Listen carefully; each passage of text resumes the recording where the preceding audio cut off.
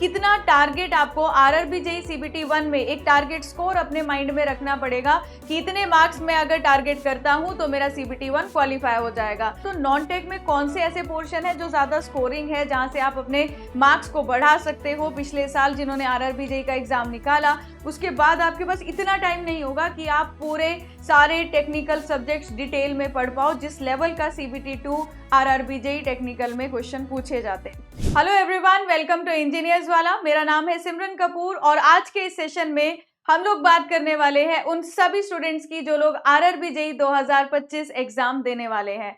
अभी इस टाइम पर आप लोगों को ये कंफ्यूजन है कि हम लोग टेक्निकल और नॉन टेक्निकल को एक साथ कैसे मैनेज करें। आप में से कुछ स्टूडेंट्स ऐसे भी हैं जिनका एसएससी जेईई सीबीटी 1 क्वालिफाई हो गया है, आप आरआरबी भी देना चाहते हैं। तो अभी हम लोग किस तरीके से इन दोनों चीजों को साथ में बैलेंस करके चलें, साथ ही साथ में आपके पास कितना टारगेट आपको आरआरबी जेईई सीबीटी 1 में एक टारगेट स्कोर अपने माइंड में रखना पड़ेगा कि इतने मार्क्स मैं अगर टारगेट करता हूं तो मेरा सीबीटी 1 क्वालिफाई हो जाएगा। तो इन सभी के बारे में हम लोग बात करेंगे और इसके साथ साथ जब आप रिवीजन करते हो तो किस तरीके से आप बेस्ट तरीके से अपना रिवीजन कर सकते हैं कि आपको बेस्ट आउटकम मिले। आप अपनी तैयारी को, जब आप तैयारी करते हो ना, तो आप अपनी प्रोग्रेस को स्टेप बाय स्टेप किस तरीके से चेक कर सकते हो, कैसे आपको एनालाइज करना है। तो ये सब डिस्कशन हम आज के सेशन में करेंगे आप सभी के लिए। अगर आप आरआरबी जेईई के लिए एग्जाम के लिए प्रिपेयर कर रहे हैं तो ये सेशन आपके लिए बहुत ही हेल्पफुल रहने वाला है। तो सबसे पहले हम बात करते हैं कि आरआरबी जेईई का जो एग्जाम है आपका सबसे पहले होता है सीबीटी 1। तो सीबीटी 1 में आप लोग जानते हैं कि कंप्लीट ये नॉन टेक्निकल रहता है। इसमें mathematics, general intelligence, general awareness और जनरल साइंस पूछा जाता है और इनके कितने क्वेश्चंस आने और कितने मार्क्स है वो भी डिफाइन है। तो टोटल हमारे पास जो आरआरबी सीबीटी 1 होगा उसमें 100 क्वेश्चंस रहेंगे और 100 क्वेश्चंस में हर एक क्वेश्चन एक नंबर कैरी करता है और इसको सॉल्व करने के लिए आपको 90 मिनट्स का टाइम दिया जाता है। अगर आप क्वेश्चन गलत करते हैं तो यहाँ पर 1/3 उसकी नेगेटिव मार्किंग भी आपको देखने को मिलती है। लेकिन एक बात यह है कि आरआरबी जेईई सीबीटी 1 के जो मार्क्स आपके आएंगे वो सीबीटी 2 में ऐड नहीं होंगे, लेकिन एसएससी में ऐसा नहीं होता। एसएससी में सीबीटी 1 जब आप एग्जाम निकालते हैं उसके जो मार्क्स हैं वो सीबीटी 2 में ऐड होते हैं एंड देन आपका रिजल्ट बनता है। तो सबसे पहली और इंपॉर्टेंट बात, जो मुझे ये नॉन टेक वाला पोर्शन पढ़ना है इस तरीके से पढ़ना होगा कि मेरा जो सीबीटी 1 है वो क्वालिफाई हो जाए, क्योंकि सीबीटी 1 जस्ट एक क्वालिफाइंग आपका एग्जाम रहने वाला है। अब देखिएगा, नॉन टेक में भी अगर आप देखो ना तो कुछ सब्जेक्ट्स ऐसे हैं जो नॉन टेक में आरआरबी जेईई सीबीटी 2 में भी आ रहे हैं। तो यानी कि सीबीटी 1 में भी हेल्प करेंगे और सीबीटी 2 में भी स्कोर करने के लिए हेल्प करेंगे। तो इसमें आपका जो जनरल साइंस और अवेयरनेस वाला पार्ट है वो आपका सीबीटी 2 में भी पूछा जाता है। उसकी वेटेज के बारे में भी डिस्कशन करते हैं। देखिएगा, अगर आप लोग आरआरबी जेईई सीबीटी 1 में देख रहे हो कि सारा नॉन टेक पोर्शन है, 100 क्वेश्चंस है, 100 में से हमें कितने मार्क्स लेने पड़ेंगे कि हमारा सीबीटी 1 निकल जाए। देखिए, ये जो वेटेज या फिर अगर हम यहाँ पर मेनली बात करें कि हमारा कितना हमें टारगेट स्कोर रखना चाहिए, तो ये जो आपका कट ऑफ है ना, ये डिपेंड करता है नंबर ऑफ वैकेंसीज के ऊपर, आपका पेपर का लेवल क्या है उस पर। लेकिन हम पिछले साल से एक रेफरेंस यहाँ पर आइडिया लगा सकते हैं कि हमें मैक्सिमम और मिनिमम स्कोर कितना देखने को मिला। तो ये अलग अलग, अगर आप यहाँ पर जोन्स देखेंगे, जैसे अहमदाबाद जोन में मैक्सिमम आपका सीबीटी 1 का कट ऑफ 73.4 गया है और मिनिमम 50.79। इसी तरीके से जैसे आप बॉम्बे जोन देखो, मुंबई में आपका 76 तक हाईएस्ट कट ऑफ गई है। तो 100 में से 76 मार्क्स लाना ये बहुत ही बड़ी बात है ना। फिर पटना में देखिए 74 आपका मार्क्स गया है, चेन्नई रीजन 62, गोरखपुर रीजन 72। तो अगर आप ये मैक्सिमम वाला टारगेट अगर ध्यान में रखकर चलेंगे तो मैक्सिमम में आपको सारे नंबर ना 72, 73, 64, 71 इसी रेंज में मिलेंगे।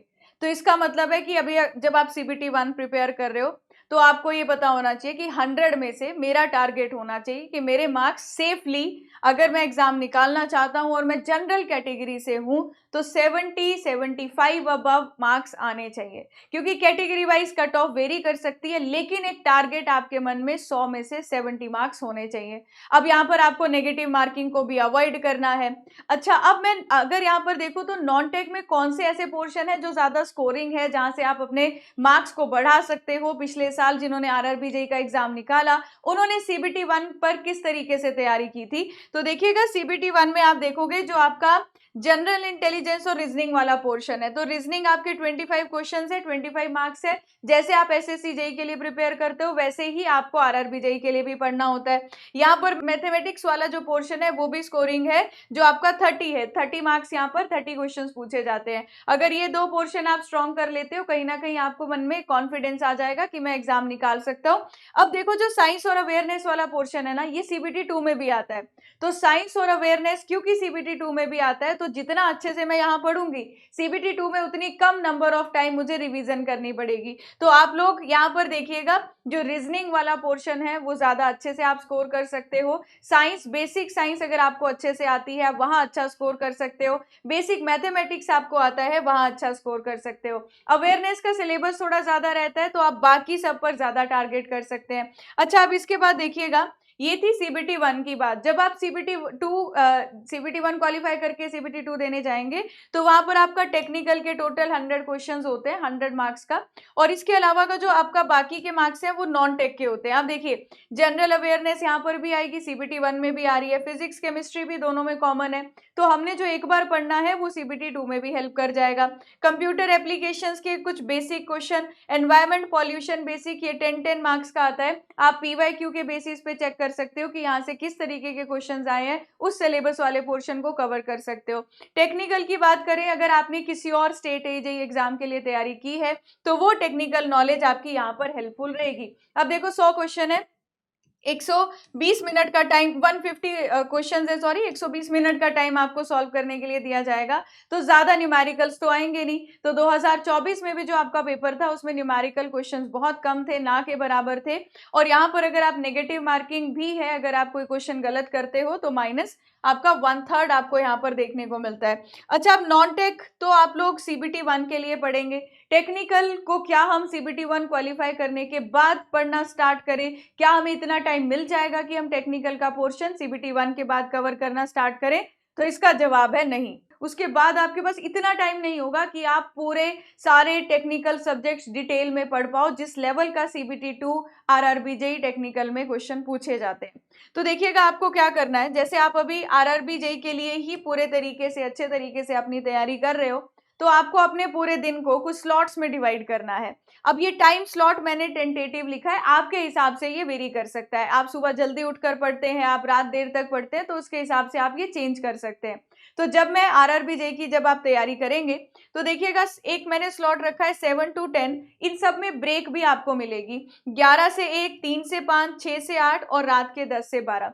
तो अब मैंने ये कुछ स्लॉट्स में इसको डिवाइड कर दिया। अब देखो, अगर आपका टारगेट है आरआरबी जेईई, आप एसएससी जेईई के बारे में अभी कोई डिस्कशन नहीं कर रहे, सीबीटी 2 आप नहीं दे रहे, पूरा फुली फ्लेज्ड में आरआरबी जेईई एग्जाम निकालना चाहता हूं, तो जो पहले वाले 3 स्लॉट्स मैंने यहाँ पर रखे हैं, इन 3 स्लॉट्स में आपको पढ़ना है नॉन टेक वाला पोर्शन। और नॉन टेक में आप ऐसे रख लीजिए कि सुबह माइंड हमारा फ्रेश रहता है, इस टाइम हम रीजनिंग मैथ्स करेंगे, इस टाइम अवेयरनेस करेंगे और इस टाइम पर हम साइंस करेंगे। तो आपने सबसे पहले के जो 3 स्लॉट्स हैं वो पूरे नॉन टेक के लिए दे दिए, क्योंकि नॉन टेक जब सीबीटी 1 ही नहीं निकला तो 2 में हम उसके लिए तैयारी कर भी ले, कोई फायदा नहीं होने वाला। तो पहली बात तो मेन हमारा पहली मंजिल है सीबीटी 1 को निकालना। तो 3 स्लॉट्स में आप इसको बांटो, आप मैथ्स, रीजनिंग और उसके अलावा आपका जो अवेयरनेस वाला पार्ट है और रीजनिंग वाला पोर्शन है, ये आपने पढ़ना है, रिवाइज करना है, प्रीवियस ईयर क्वेश्चंस देखने हैं। अब जो आपके पास जो शाम वाला स्लॉट है 6 से 8 और 10 से 12, आप इस स्लॉट में अपना एक टेक्निकल, अब आपको टेक्निकल को साथ में लेकर चलना होगा, क्योंकि टेक्निकल को बाद में प्रिपेयर करने का इतना टाइम नहीं मिलेगा। तो टेक्निकल में जब आप स्टार्ट करो, कोशिश करो सबसे पहले आप हाईएस्ट वेटेज सब्जेक्ट से अपनी तैयारी स्टार्ट करने की, क्योंकि जब मैं हाईएस्ट वेटेज सब्जेक्ट्स को पहले प्रिपेयर करती हूँ तो उससे हमारा कॉन्फिडेंस बढ़ता है कि भाई हमने इतने नंबर की तैयारी ऑलरेडी कर ली है। तो आपका ये जो 2 स्लॉट्स हैं, इसमें आप 2 टेक्निकल सब्जेक्ट के लेक्चर्स देख सकते हो। अगर आप सेल्फ स्टडी कर रहे हो तो आप 2 टेक्निकल सब्जेक्ट पढ़ सकते हो जो हाईएस्ट वेटेज रखते हैं। तो यानी कि अभी से आपको टेक्निकल को साथ लेकर चलना पड़ेगा, बाद में इतना टाइम आपको नहीं मिलेगा। और जो टेक्निकल सब्जेक्ट्स आप पढ़ते जाओगे, इनका रिवीजन भी साथ साथ जरूरी है। अब कैसे रिवीजन, उस पर बात करते हैं। तो टेक्निकल में हाईएस्ट वेटेज के जो सब्जेक्ट्स आपके CBT 2 2024 के पेपर में मिले, इसमें आपका construction, maintenance, building maintenance, techniques, equipments, ये वाला जो पोर्शन था तो आपका इसका वेटेज सबसे ज्यादा था। तो जो बिल्डिंग मटेरियल, कंस्ट्रक्शन, मेंटेनेंस, ये 26 मार्क्स शिफ्ट 1 और 21 मार्क्स शिफ्ट 2, सबसे ज्यादा हाईएस्ट वेटेज आपको CBT 2 2024 में इस सब्जेक्ट से देखने को मिला। इसके बाद सॉइल में भी आपके अच्छे खासे क्वेश्चन आए थे, 14 क्वेश्चन शिफ्ट 2 में, शिफ्ट 1 में 8 क्वेश्चन। फिर देखिए बिल्डिंग मटेरियल 6 to 7, तो building material, construction, maintenance, technique 26 + 6, तो आधे से ज्यादा मार्क्स तो आपको इन दो सब्जेक्ट से मिल जाते हैं। अब इसके बाद देखिए सोम, concrete, RCC 4 to 7 marks, 5 to 6 marks, तो एवरेज 5.5 मार्क्स। ट्रांसपोर्ट की अगर हम लोग यहाँ पर बात करें तो हाईवे का अगर हमारे पास वेटेज देखें तो 4 मार्क्स एवरेज हमें दोनों शिफ्ट में देखने को मिला, और रेलवे का वेटेज एक में ज्यादा था, एक शिफ्ट में कम था। तो हम बोल सकते हैं कि मैक्सिमम 8 मार्क्स और मिनिमम 5 मार्क्स गए। लेकिन ट्रांसपोर्ट में ना हमारे पास यहाँ ब्रिज और टनल भी सिलेबस में मेंशन है, क्योंकि आरआरबी का सिलेबस बहुत ज्यादा है। तो आपको यही रिकमेंड करूंगी, इस सब्जेक्ट को लास्ट के लिए रखिएगा, और जो PYQs है और जो भी अगर आप PW के साथ जुड़े हैं, जो आपको नोट्स प्रोवाइड किए जा रहे हैं, बस उतना आपने इन सब्जेक्ट्स के बारे में पढ़ना है जो आपके एक्स्ट्रा टॉपिक्स हैं, जो SSC में नहीं पूछे जाते। तो ये दोनों ही वो सब्जेक्ट्स आपके हैं। यहाँ पर देखिएगा इरिगेशन, फ्लूइड मैकेनिक्स, एनवायरमेंट, इनका वेटेज थोड़ा कम देखने को मिला। तो आप ये नहीं करेंगे कि कोई सब्जेक्ट छोड़कर जा रहे हैं कि इसका वेटेज कम है, इरिगेशन कम का आया तो छोड़ दिया, नहीं, क्योंकि वेटेज जो है वो टाइम के साथ वेरी कर रहा है। अलग अलग सब्जेक्ट्स जो है ना उनका, या अलग अलग एग्जाम अगर देखो तो आपका वेटेज ऊपर नीचे जा सकता है। तो हमें उस सिचुएशन के लिए अगर तैयार रहना है, हम अपनी तैयारी सबसे पहले हाईएस्ट वेटेज सब्जेक्ट से स्टार्ट करेंगे। तो पूरे दिन को आपने जो अलग अलग स्लॉट्स में बांटा, आप नॉन टेक को ज्यादा वेटेज रखो, टेक को आप बाकी के 2 स्लॉट्स में रखेंगे। अब आप जब टेक पढ़ना स्टार्ट करेंगे, जो टेक्निकल के सब्जेक्ट्स जब पढ़ना स्टार्ट करोगे, तो सबसे पहले आपने सारे सब्जेक्ट्स की एक लिस्ट बना ली।